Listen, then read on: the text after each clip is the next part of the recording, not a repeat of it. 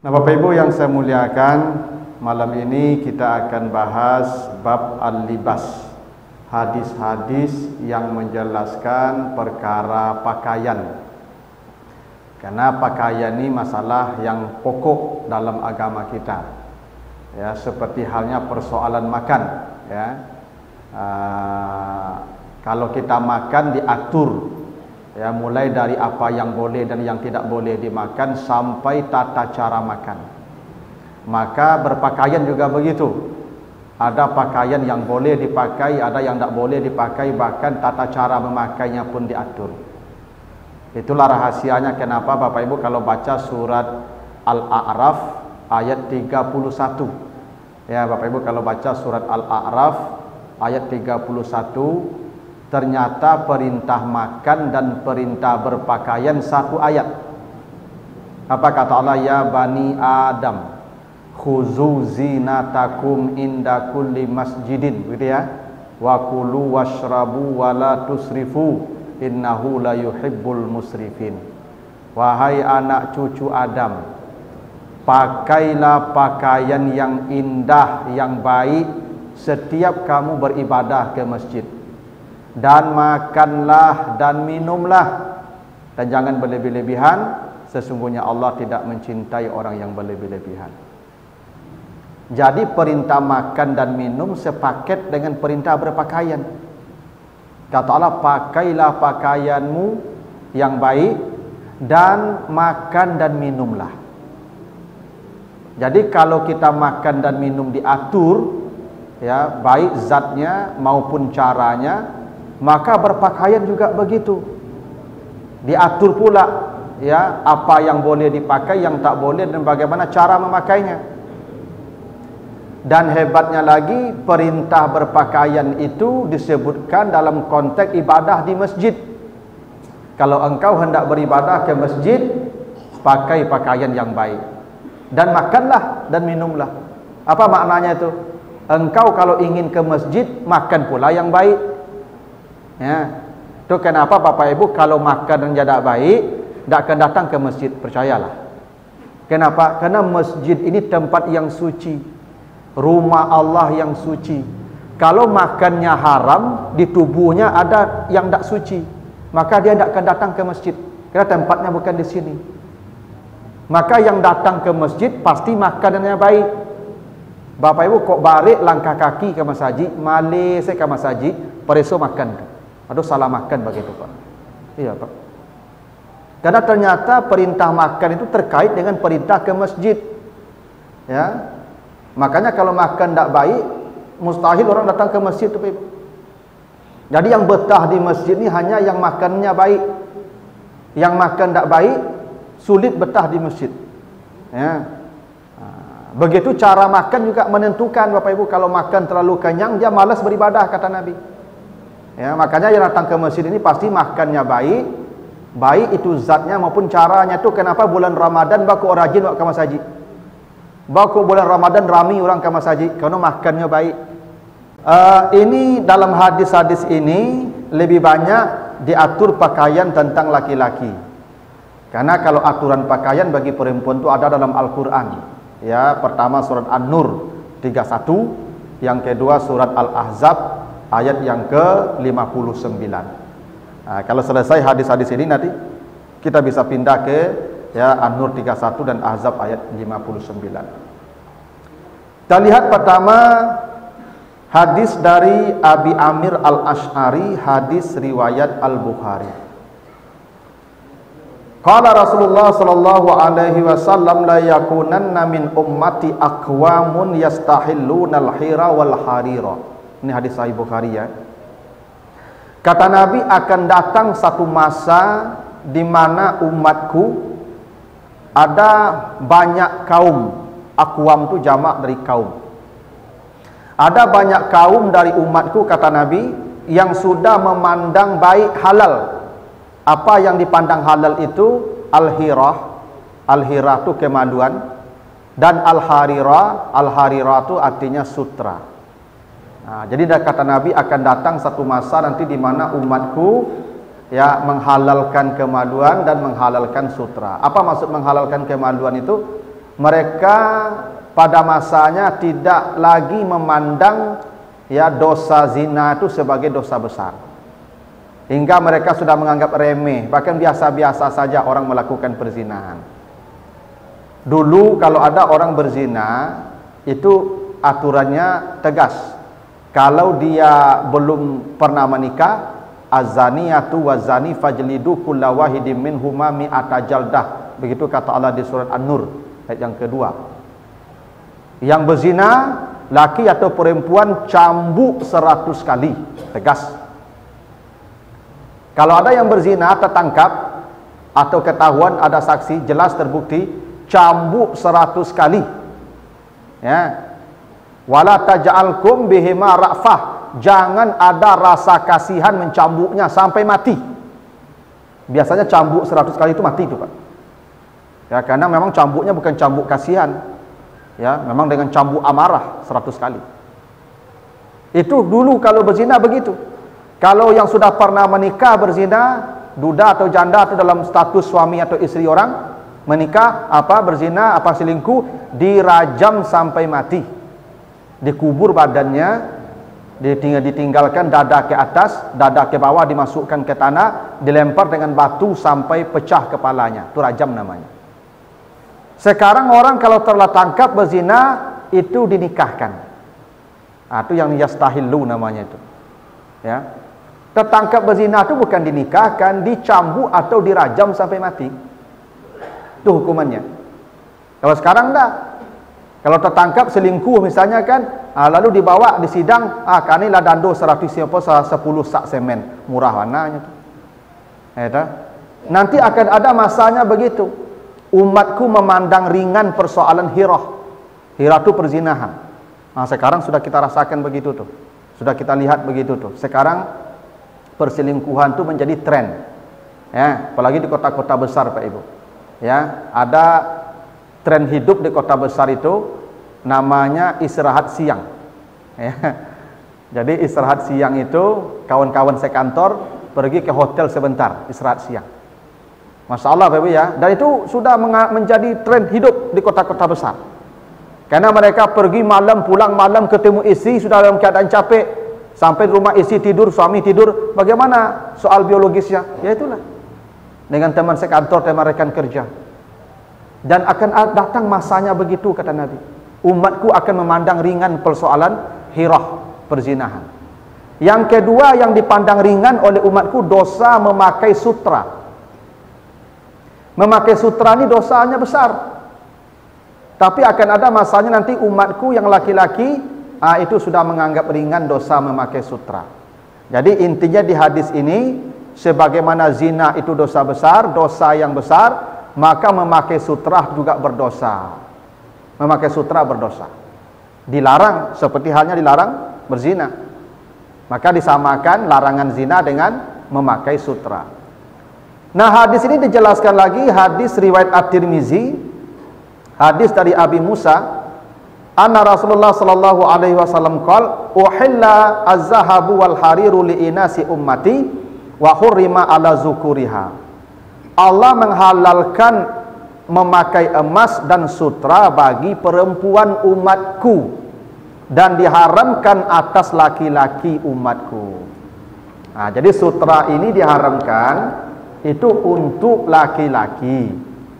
Kalau perempuan boleh pakai sutra. Seperti halnya memakai emas. Emas kata Nabi diharamkan atas laki-laki umatku, tapi dihalalkan untuk perempuan umatku. Ini bapak-bapak ni tidak boleh pakai emas, tidak boleh pakai cincin emas, dilarang, haram. Apa dah? Ya memang haram, dilarang, ya sudah berhentilah. Kalau sudah dilarang tu berhenti. Alasannya apa Ustaz dilarang? Tidak ada alasan, dilarang saja. Ya haram ya sudah. Kan kata Allah begitu.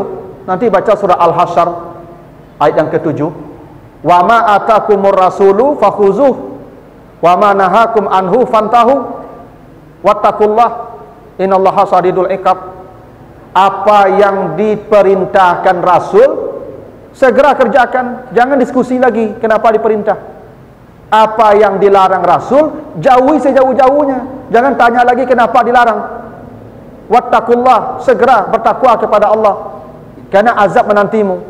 Ya, innallaha shadidul iqab. Jadi kalau diharamkan memakai emas bagi laki-laki, sudah, jangan pakai emas, selesai. Ya. Memang apa masalahnya Pak tak pakai ameh?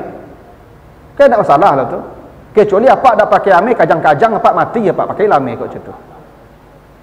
Kan tak ada masalahnya. Kalau dilarang sudah, berhentilah. Karena Nabi mengharamkan emas bagi laki-laki. Perempuan pakailah. Ya. Tak boleh pakai emas laki-laki.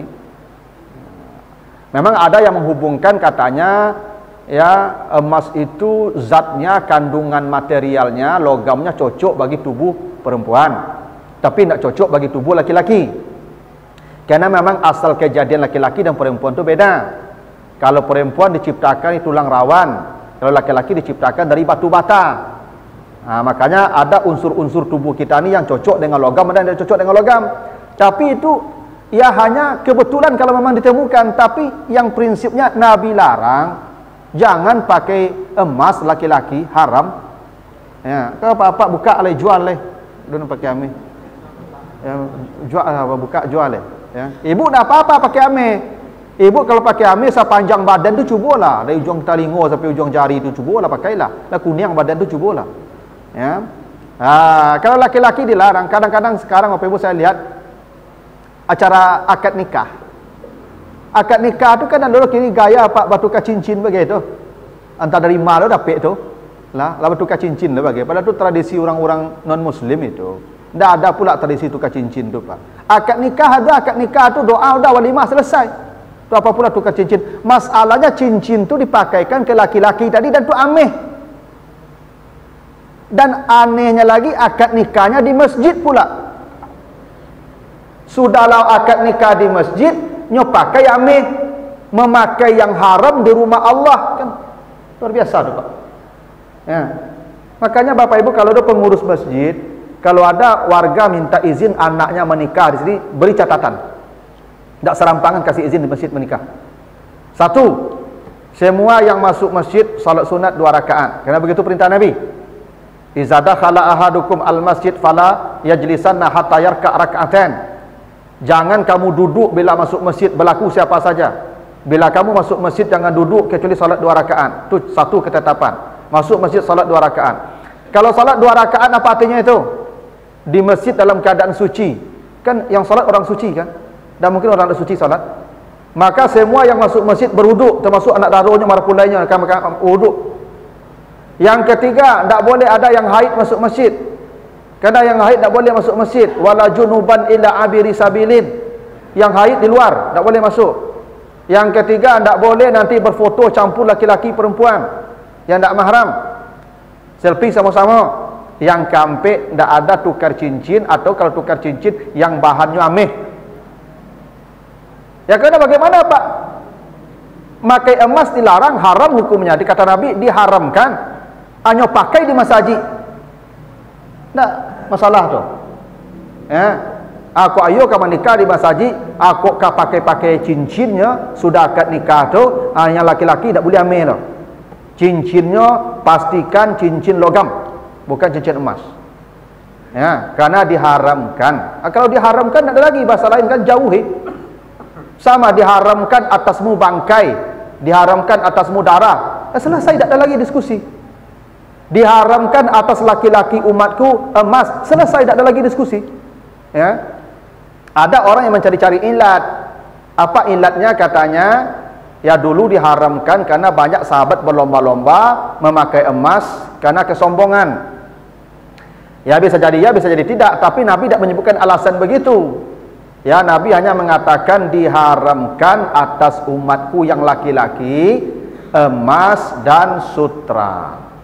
Ya, karena emas dan sutra itu nanti di sorga kita pakai. Laki-laki semua pakaian sutra. Walibasuhum fiha harir, kata Allah. Di sorga itu jangankan pakaian luar kita, anak baju sama anak celana saja sutra nanti itu. Allah sebut begitu. Walibasuhum fiha harir. Pakaian dalam mereka sutra. Tempat mereka semuanya ameh nanti. Yang sekarang tidak boleh. Ya. Nah, sama minuman khamar, Pak. Minum khamar itu tidak boleh di dunia, tapi di sorga dia disediakan sungai-sungai khamar. Wa anharun min khamir. Ya, begitu kata Allah di surat Muhammad tuh, ayat yang ke-15, di sorga disediakan sungai-sungai khamar. Ada sungai whisky, ada sungai vodka, ada sungai apa lagi itu, brandy, ada sungai macam-macam lah. Nanti besok minum bir, minum whisky, itu ya sungai. Yang sungainya kata Nabi lebarnya masih rata arba'ina sana, perjalanan 40 tahun namanya lebar sungai bir. Jadi bir itu Pak, lebar sungainya sampai 10 tahun perjalanan. Alun panjang tu Pak, lebar baru Pak.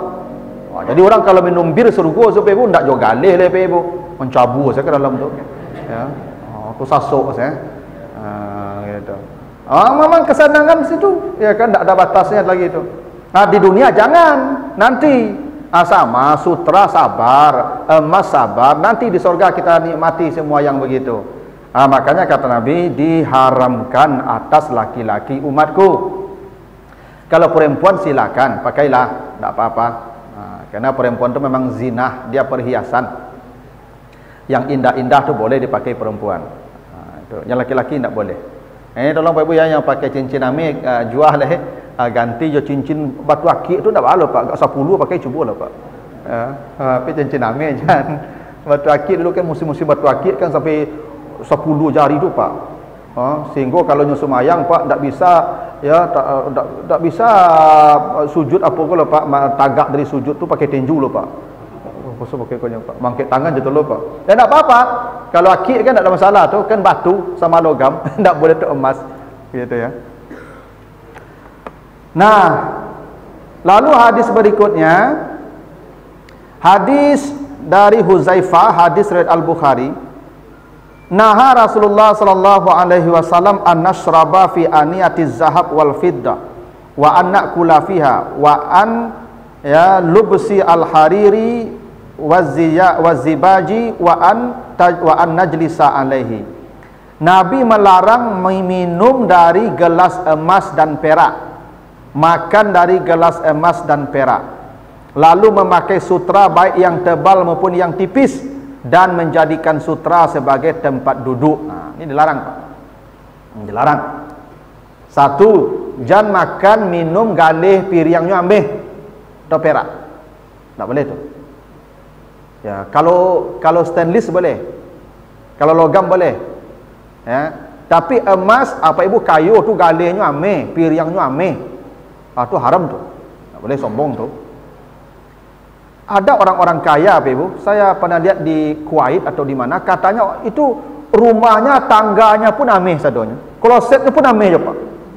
Kan kita laluan nama tu, kloset ame Pak, kamu ngah tu. Ya, tak boleh. Ya, jadi piring tak boleh emas, tak boleh perak, logam apa, cangkir tak boleh emas, tak boleh perak. Kalau logam boleh, stainless boleh. Termasuk pakaian tak boleh sutra, tebal atau tipis, tempat duduk pun tak boleh sutra.